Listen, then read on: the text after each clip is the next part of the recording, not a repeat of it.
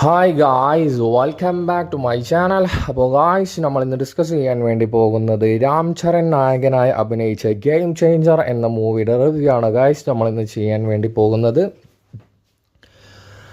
First show കാണാൻ തന്നെയായിരുന്നു ഞാൻ പോയിട്ടുണ്ടായിരുന്നത്. തിയേറ്ററിൽ അത്യാവശ്യം കുഴപ്പമില്ലാത്ത തിരക്കും കാര്യങ്ങളൊക്കെ ഉണ്ടായിരുന്നു. ഈ ഒരു പടത്തിൻ്റെ ബഡ്ജറ്റ് വരുന്നത് 400 CR ആണ് ഗായ്സ്.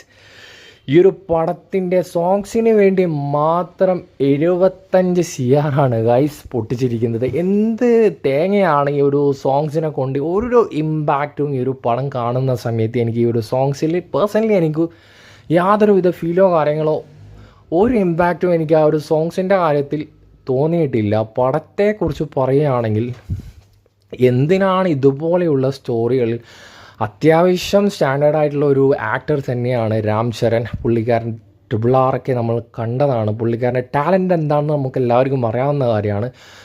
പക്ഷേ ഇതുപോലെയുള്ള ഒരു ഇമ്പാക്റ്റ് ഇല്ലാത്ത ഒരു സ്റ്റോറിയിൽ എന്തിനാണ് കൊണ്ടുപോയി തല വെച്ച് കൊടുത്തതെന്ന് എനിക്ക് മനസ്സിലാവുന്നില്ല. അതുപോലെ തന്നെ ഈ ഒരു പടത്തിലെ ആക്ട്രസിനെ കുറിച്ച് പറയുമ്പോഴും എനിക്ക് അത് തന്നെയാണ് സെയിം പറയാനുള്ളത്. കാരണം യാതൊരുവിധ ഇമ്പാക്റ്റ് ഈ ഒരു പടത്തിൽ ആ ഒരു ആക്ട്രസിന് കൊടുത്തിട്ടുണ്ടായിരുന്നില്ല. ഇവരൊക്കെ വെറും കാശിന് വേണ്ടി മാത്രമാണ് ഈ ഒരു പടത്തിൽ അഭിനയിച്ചത് എന്നാണ് എനിക്ക് പേഴ്സണലി മനസ്സിലാക്കാൻ വേണ്ടി സാധിച്ചത്. അപ്പോൾ ഗൈസ്, ഈ ഒരു പടം കണ്ട വ്യക്തികളുണ്ടെങ്കിൽ നിങ്ങളുടെ പേഴ്സണൽ അഭിപ്രായം നിങ്ങൾ കമൻറ്റിൽ രേഖപ്പെടുത്തുക. ഈ പടം പോകുന്ന വ്യക്തികളോട് എനിക്ക് പറയാനുള്ളത്, ഒരു ശങ്കർ പടം പ്രതീക്ഷിച്ചിട്ട് മാത്രം പോവുക.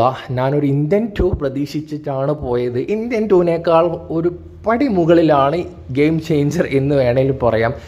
എനിക്കിതിൽ കുറച്ചെങ്കിലും പേഴ്സണലി ഒരു ഇഷ്ടം തോന്നിയ ഒരു ആക്ടർ SJ സൂര്യ തന്നെയാണ്. ഈ പുള്ളിക്കാരൻ്റെ ആ ഒരു സ്വാഗും ആ ഒരു ആക്ടിങ് റേഞ്ച് പ്രത്യേകിച്ച് ഞാൻ പറയേണ്ട ആവശ്യമില്ല. SJ സൂര്യയുടെ ആ ഒരു ആക്ടിങ് സ്കില്ല് എന്താണെന്ന് നിങ്ങൾക്ക് എല്ലാവർക്കും അറിയാവുന്ന കാര്യമാണ്.